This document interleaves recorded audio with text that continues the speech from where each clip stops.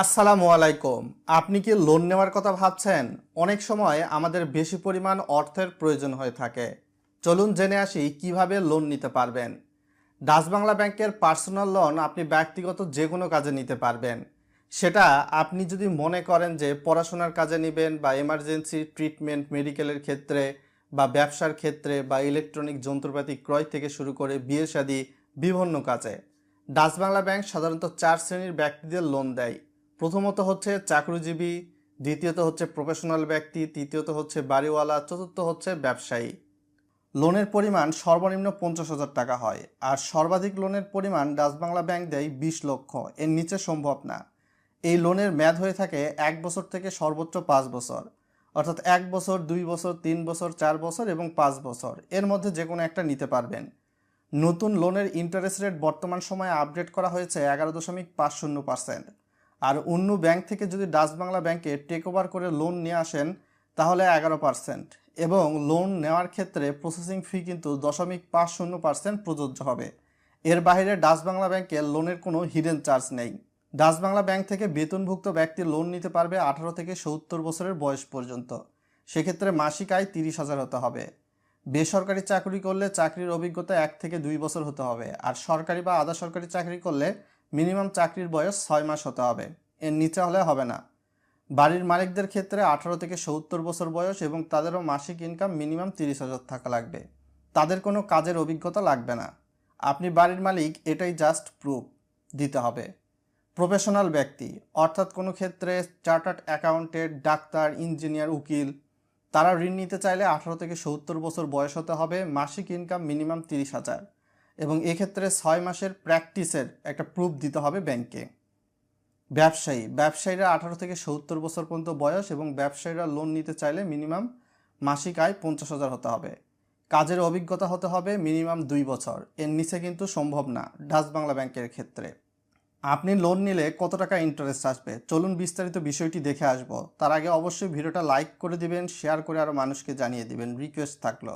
1 লক্ষ টাকা 5 বছরের জন্য লোন নিতে চাইলে 11.50% ইন্টারেস্টে মাসিক কিস্তি আসবে 2199.26, এবং আপনাকে মোট 5 বছরে পরিশোধ করতে হবে 1,31,955.64।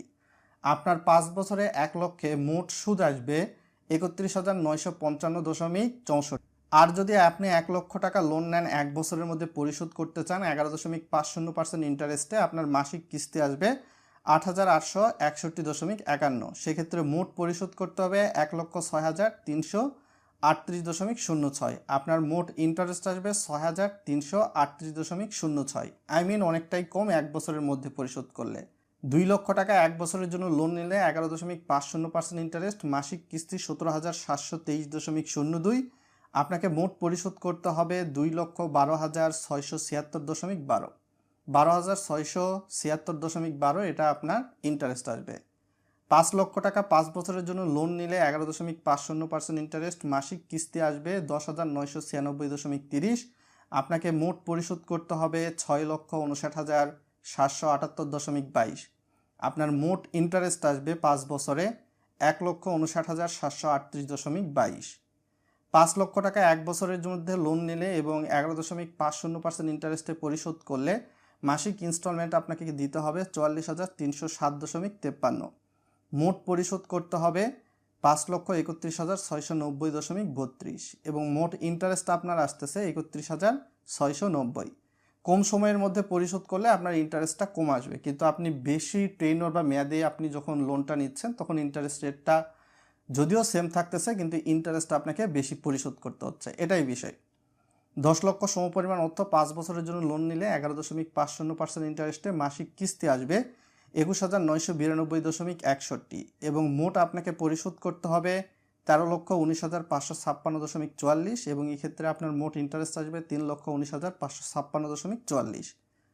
15 লক্ষ টাকা লোন নিলে 5 বছরের মধ্যে পরিশোধ করলে 11.50% ইন্টারেস্টে মাসিক ইনস্টলমেন্ট আসবে 32,988.91।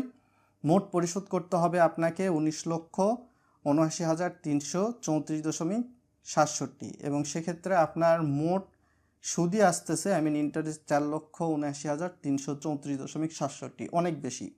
আর 20 লক্ষ টাকা 5 বছরের জন্য লোন নিলে সেক্ষেত্রে 11.50% ইন্টারেস্ট হলে মাসিক ইনস্টলমেন্ট বা কিস্তি আসবে 43,985.21।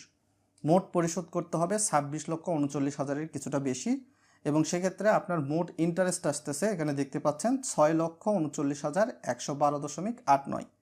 এটা আপনারা অবশ্যই জেনে নেওয়া উচিত। লোন নেওয়ার ক্ষেত্রে আগে আপনি ব্যাংকে এই বিষয়ে কথা বলবেন, মাসিক ইনস্টলমেন্ট আপনার যেটা সুবিধা সেই বিবেচনায় নেবেন।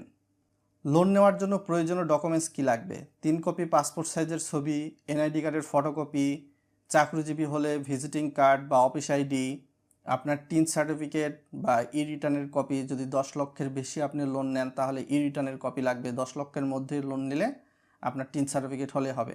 আপনার বাসার ইউটিলিটি বিলের কপি, অর্থাৎ গ্যাস পানি বা বিদ্যুৎ বিল। গ্যাস পানি বিদ্যুৎ বিল আপনার নামেই থাকতে হবে, এর কোনো মানে নেই। আর এই লোনের বিপরীতে গ্যারান্টরের যা লাগবে, গ্যারান্টরের 2 কপি ছবি এবং গ্যারান্টরের এনআইডি কার্ডের ফটোকপি। গ্যারান্টর এক বা একাধিক দেওয়া যাবে।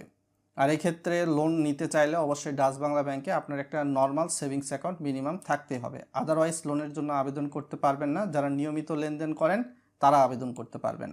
লোন নেওয়ার ক্ষেত্রে প্রার্থীর ধরন ভেদে ডকুমেন্টস: বেতনভুক্ত স্যালারি সার্টিফিকেট অথবা প্লে স্লিপ এবং লাস্ট 6 মাসের ব্যাংক স্টেটমেন্ট যেখানে ভালো ট্রানজ্যাকশন থাকবে। বাড়িওয়ালা লাস্ট 6 মাসের ব্যাংক স্টেটমেন্ট, ওনারশিপ ডকুমেন্টস আপনার বাসার, তারপর বাড়ি ভাড়ার চুক্তিপত্র। প্রফেশনাল ব্যক্তি ডাক্তার, ইঞ্জিনিয়ার, চার্টার্ড অ্যাকাউন্টেন্ট, উকিল তাদের জন্য প্রফেশনাল সার্টিফিকেটের কপি, আয়ের ডিক্লারেশন, লাস্ট 6 মাসের ব্যাংক স্টেটমেন্ট যেখানে ভালো ট্রানজ্যাকশন থাকবে। ব্যবসায়ী হলে ব্যবসার ট্রেড লাইসেন্সের কপি, লাস্ট 1 বছরের ব্যাংক স্টেটমেন্ট, পার্টনারশিপ ডিড যদি থাকে দিবেন, মোয়া কপি এটি থাকলে দিবেন, না থাকলে দেওয়ার দরকার নাই।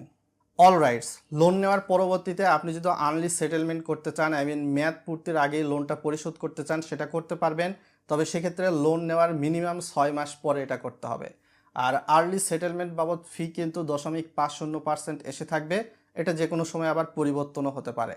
আপনি লোনের ক্ষেত্রে নিজে এককভাবে আবেদন করতে পারেন এবং আপনার ফ্যামিলি মেম্বার নিয়ে যৌথভাবেও আবেদন করতে পারেন। সেক্ষেত্রে তাদের এনআইডি কার্ড বা পাসপোর্ট এগুলো প্রয়োজনীয় ডকুমেন্টস লাগবে এবং তাদের ছবি লাগবে। আপনাদের কাছে কি মনে হয়, পার্সোনাল লোন নেওয়া ইজি নাকি কঠিন? জানান ভিডিওর কমেন্ট বক্সে।